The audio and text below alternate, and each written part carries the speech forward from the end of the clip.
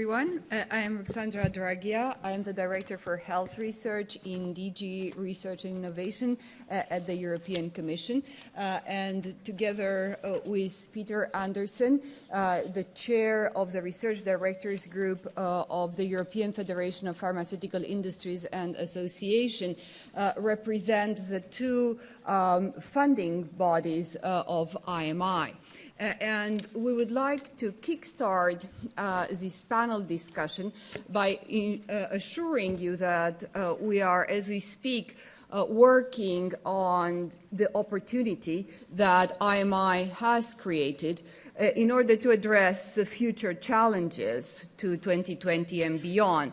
And this will be reflected in what hopefully will be our proposal for a second innovative medicine initiative. To take us, though, through the various challenges and opportunities, we have three distinguished guests. I will start with Professor Philippe Amuel, who is the chair of the Joint Programming Initiative in neurodegenerative diseases and in particular Alzheimer's disease. Then Mary Baker, the president, the chair of the European Brain Council, and last but not least, Robert Ring, the vice president for translational research at Otis Speaks.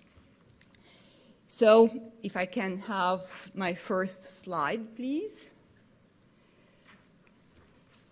We all know that brain diseases and cognitive decline are an enormous challenge, not only for Europe, but globally speaking, and that research and innovation are really necessary in order to bring us to the next step and to find solutions that would address, in fact, patients' needs. We also know that the cost of mental health problems are huge, and they do continue to grow. The amounts that we do spend in the European Union, for instance, in actually addressing these needs, as partially as we have seen, are staggering, in the order of 800 billion euros a year. Unfortunately, to respond to that, not a lot has been done. Resources for research and innovation are scarce, and sometimes we can even consider that they're going down. As a consequence, we have taken the initiative of raising awareness in this area, and probably, as everyone in the room knows, the month of May of this year, so May of 2013, will be dedicated to brain research and innovation. So we are in the month of the brain. We, on the side of the European Commission, we are organizing two major conferences tomorrow and the day after tomorrow with the participation of some of the members of the European Parliament, looking at taking stock of many successful projects that have laid down the steps where we hope to capitalize and to take it forward in the years to come. And then a conference dedicated to the next steps from a political and research agenda perspective to take place in Dublin on the 27th and 28th of May. We know that unlocking the secrets of how the brain works, it's also about health. It's not only about disease. And I think, and many of the speakers this morning have pointed out, in a way or another, the point that this could open up a whole new universe of economic opportunities. We know quite a lot, or quite very few from our point of view. We can be pessimists or optimists looking at these challenges and these opportunities, but obviously we do have a lot to work on in the next years to be able to bring those therapies to the patients.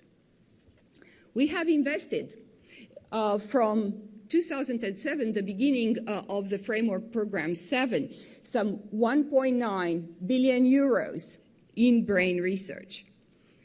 It sounds a lot, not if you're thinking that bringing a new medical entity on the market, in average, brings us to about 1.3 billion euros. So why do we need to work together is, in fact, very obvious. Is only through this collaboration, is only through sharing data, sharing expertise, building multidisciplinary teams that we would be able to make a more decisive effort to combat brain diseases. So I think that for us, the message is very optimistic. We are in the brink of a new program for research and innovation, which is Horizon 2020. We hope that we will be able to have a next innovative medicine initiative that will be able to bring forward what has been already accomplished and to make the best use of the resources that have been already invested.